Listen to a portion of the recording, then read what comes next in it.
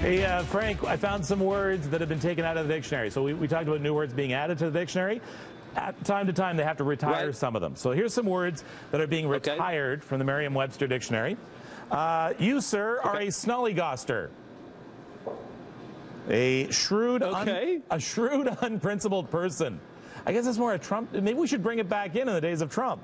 We should. A hodad. What is that? You're a hodad if you go to a surfer beach, but you're not a surfer and you pretend to be one. And I've done that before. And finally, for you, Frank, a frutescent. It's an adjective, having or approaching the appearance or habit of being a shrub. So there you go. I like that one. Yeah, we should keep that. Hey, Kev, just let you know, I know that you're all about healthy eating. Cruda Cafe, if you're thinking about doing something that's raw and vegan, you can see Claudia. She's just setting up for a catering job a little bit later on. She's got all her stuff set there, but she does raw vegan food. Amazing. So if you need to bring your bell of health, that's the best way to do it. Okay, let's see what's going on in your 7-day forecast. Today, you're going to see daytime highs right around seasonal, but into the afternoon, right around 5 o'clock, we could start into some wet snow that's going to continue on and off through the overnight period into tomorrow morning. That's going to move from wet snow over to rain tomorrow as the temperature will warm up. Then as we take a look into Thursday, we could see morning flurries, and then finally we'll break out of that pattern. By the time we get into Friday, a little bit of mixing as well, but where we'll see the real clearing is through the weekend. Best day of your 7-day is going to be on Sunday, mainly sunny skies, some nice lighter winds through the weekend. And on Monday, too, we'll see a mix of sun and cloud. Today, winds are going to be quite breezy through the afternoon at about 30 to 50 kilometers per hour. So as I'm on Cruda's bike here, I know somebody that loves to cycle and loves to eat well, too, and that's Carrie. Over to you. Nice. Nice bell. See if you can bring that back. I like it.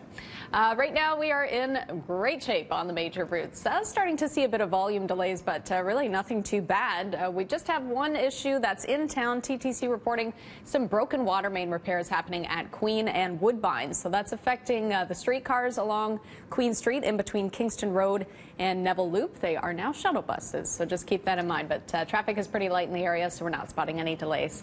That's it for traffic for now. Back to you, Tammy. Breaking right now, warming relations between North and South Korea. The two countries have agreed to hold summit talks. North Korean leader Kim Jong-un also promises to not use nuclear weapons against the South and is open to denuclearization of his country if the survival of his regime is guaranteed. Now, this is good news on the Korean Peninsula. Relations between the two countries have been cold ever since the Korean War. Technically, the two are still at war as they've never signed a treaty. Here at home, in just about an hour's time, pickets will be going up around the campus at York University. That's where more than 3,000 employees are now on strike. We have a live look at the campus this morning. These strikers, members of QP Local 3903, are contract faculty, teaching assistants, and graduate assistants. They rejected Friday's latest offer from the school, and there's no word when the two sides may be meeting again. The union insists job security is one of their big issues. Some classes are being canceled due to the labor dispute. We'll be hearing from a York official coming up later this morning.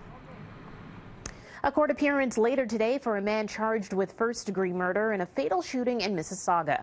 39-year-old Joseph Chang was arrested just before 8 last night at a McDonald's restaurant near King and Dufferin.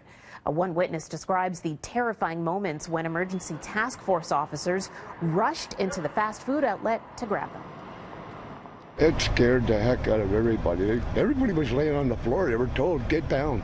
They could hear a couple of police officers, and they're just screaming, everybody down. After about 5 minutes or so or something like that, there was a gentleman they had laid down on the floor here. I can see his legs and his shoes. They had him laid down, face down on the ground, and he was handcuffed. They brought him out within a couple of minutes. 25-year-old Alicia Lewandowski was shot and killed early yesterday morning at a townhouse complex near Rathburn and Dixie. Police believe the suspect was the boyfriend of the murder victim.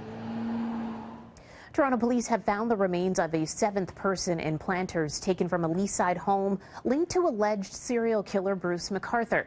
Investigators also releasing a photo of a man that they suspect is a victim, but they're doing so as a last resort. And that's because they haven't been able to identify the deceased man.